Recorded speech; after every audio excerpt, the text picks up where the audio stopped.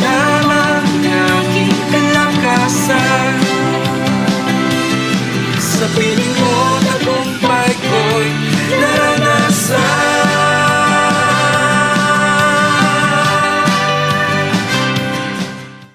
So magandang umaga po muli sa ating lahat at welcome po sa ating programang Araw-Araw na Pagpapala. Saan man po tayo dako makarinig nito, whether umaga, tanghali o gabi, isang pinagpalang araw po sa ating lahat. So tayo po muna ay manalangin. Panginoon, maraming salamat po sa araw na ito, O God, at tunay nga, Lord, ang iyong pangalan ay karapat-dapat na sambahin mula pagsikat ng araw hanggang sa paglubog nito, O God, at tunay nga, ang mga umagang ito ay sagisag ng isang bagong umaga para sa aming lahat. Ngayong umagang ito, dalangin namin, Panginoon, ang iyong pagsama sa aming pagbulay-bulay ng iyong salita. Banal na Espiritu, patuloy mo kaming gabayan at nawa ay maitanim namin sa aming mga puso't isipan ang salitang maririnig namin ngayong umagang ito. Ito po ang aming samot hiling sa pangalan ni Jesus. Amen, amen. Hallelujah, Jesus. Ngayong 2025 po, ang panawagan ng Panginoon sa bawat isa sa atin ay ang panalangin at pagbabantay. Batid natin ang katotohanan na malapit nang dumating at bumalik ang ating Panginoong Hesus. At nais ng Panginoon na sa kanyang pagbabalik, ang bawat isa ay handa. Sabi po sa Mark 13:33, kaya mag-ingat kayo at laging magbantay, dahil hindi ninyo alam kung kailan ako darating. Ang mga security guards po ay masigasig na nagbabantay sa kanilang mga pwesto. Ngunit nakapagbabantay lamang sila the most 12 hours of duty. Ngunit kung lalabi sa oras na ito ang kanilang pagbabantay, ay hindi na sila magiging mainam at maayos na tagapagbantay sapagkat sila ay mapapagod. Sila ay aantukin at hindi magagampanan ang kanilang mga tungkulin. Kagaya natin, hindi tayo maaaring magbantay sa ating mga sarili, maging sa ating mga kapwa, 24 oras. 24 hours a day, 7 days a week. Tayo ay hindi magiging mahusay at epektibo kapag tayo ay nagpupuyat at mapapagod at ang ating katuwang lupa ay manghihina at nangangailangan ng pahinga. Ang panawagan sa panalangin at pagbabantay comes hand in hand.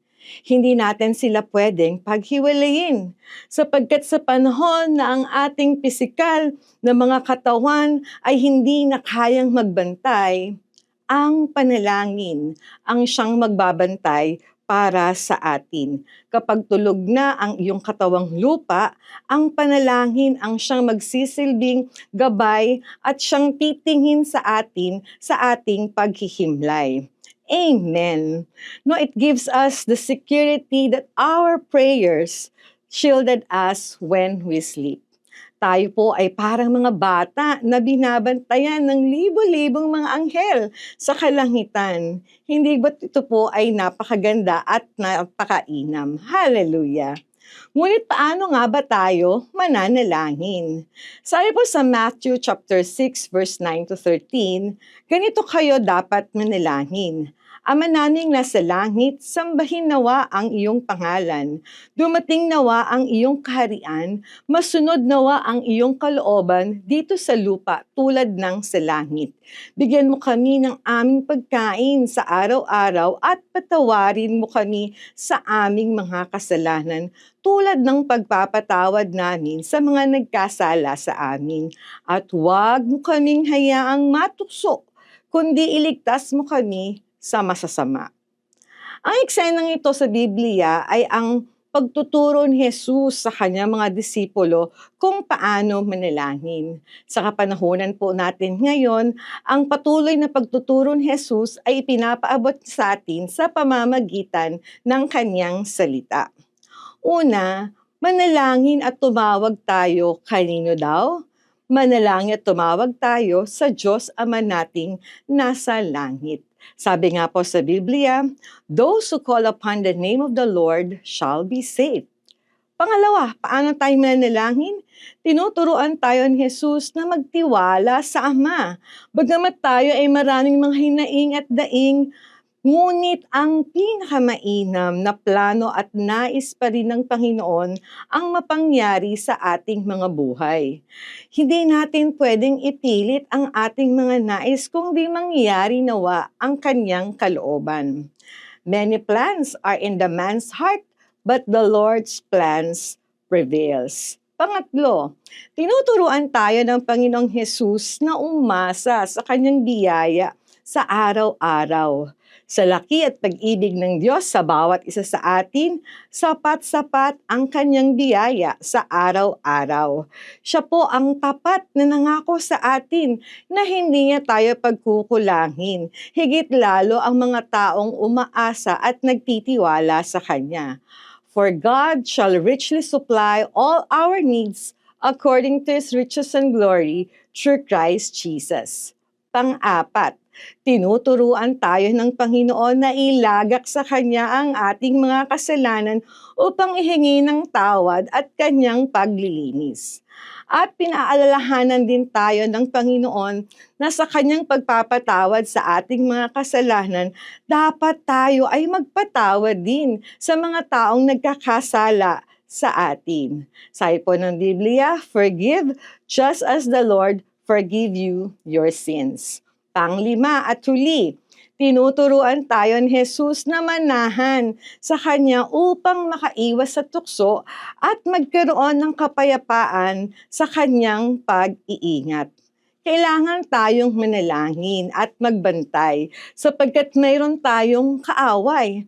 Bakit nga ba natin ginagawa ang panalangin? Sapagkat mayroon ding nagbabantay laban sa atin.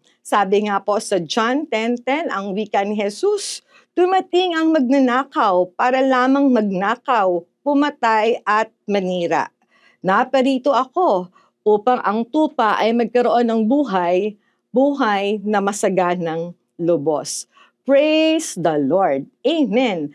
Kaya huwag nating kaliligtaan ang pananalangin sa araw-araw para tayo ay makaiwas sa tukso at maproteksyonan ang ating mga buhay, maging ang ating mga mahal sa buhay. Sabi nga sa unang Thessalonica 5:16-18, magalak kayong lagi.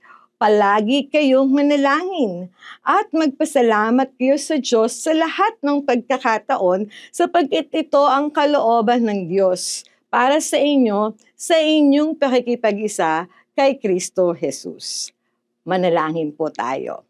Panginoon, maraming salamat sa paalala at sa pagtuturo mo sa amin na kailangan naming manalangin sa araw-araw upang kami ay laging tumatawag sa iyong pangalan, upang kami ay laging umaasa sa iyong biyaya, upang kami ay mapatawad mo sa aming mga sala at makapagpatawad sa mga nagkasala sa amin. Nawa ay patuloy mong gisingin at pag-alabin ang aming personal na relasyon sa iyo sa pamamagitan ng aming pananalangin. Ito po ang aming samot hiling sa pangalan ni Jesus. Amen.